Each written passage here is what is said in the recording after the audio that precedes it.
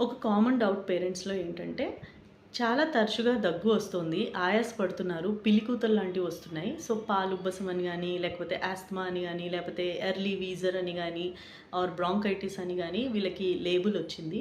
So, inhaler గాని, nebuliser గాని వాడమంటున్నారు. But మాకు భయమేస్తుంది వాడాలంటే. సో, ఇన్‌హేలర్ వాడితే ఏమన్నా సైడ్ ఎఫెక్ట్స్ ఉంటాయా? సో, వీళ్ళకి అలవాటు పడిపోతుందా శరీరం? లేదు ఇందులో స్టెరాయిడ్స్ ఉంటాయంటున్నారు. ఎంతవరకు నిజం? సో, దీనికి basically you have to understand thought ఇప్పుడు మీకు దగ్గు, ఆయాసం, పిలికూతలు అంటే ప్రాబ్లమ్ ఎక్కడుంది? లంగ్స్‌లో ఉంది. సో, లంగ్స్‌లోకి మీరు మెడిసిన్ పంపించే డైరెక్ట్ రూట్ ఏది?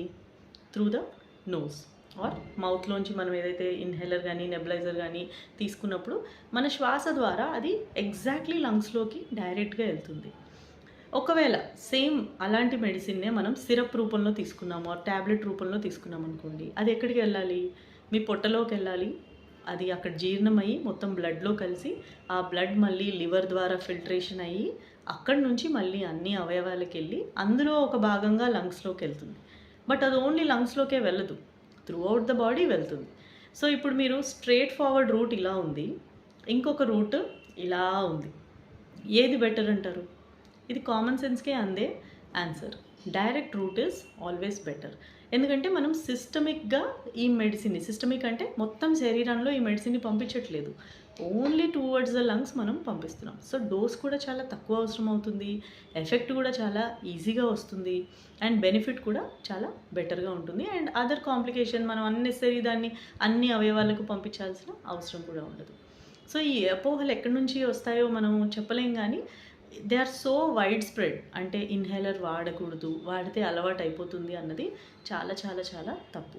ఎట్ ద సేమ్ టైమ్ ప్రతి రొంపకి, ముక్కు కారడానికి చాలామంది ఈ మధ్య ఇన్‌హేలర్స్ వాడేస్తున్నారు. అది కూడా తప్పే. రొంపకి, ఇన్‌హేలర్‌కి ఎటువంటి సంబంధం లేదు. ఓన్లీ ఆయాసం, ఆస్తమా ఆర్ బ్రాంకైటిస్ ఆర్ పాలుబ్బసం ఆర్ వీజ్. ఈ 5లో మీకు ఏదైనా లేబుల్ పెట్టుండొచ్చు వాడుక భాషలో. బట్ అలా ఉన్న కేసుల్లో మాత్రమే నెబులైజర్ గానీ, ఇన్‌హేలర్ గానీ పనిచేస్తాయి. మిగతా కేసుల్లో అవి పనిచేయవు. బట్ వాటి వల్ల ఉన్న సైడ్ ఎఫెక్ట్స్ కన్నా వాటి వల్ల ఉన్న బెనిఫిటే చాలా చాలా చాలా ఎక్కువ కాబట్టి, ఎక్కువ కంగారు పడకుండా సరైన విధానం ఏంటో కనుక్కొని మీ డాక్టర్‌ని వాళ్ళ సలహా మీద వాటిని వాడండి. సొంతగా మాత్రం మీరు వాడకూడదు.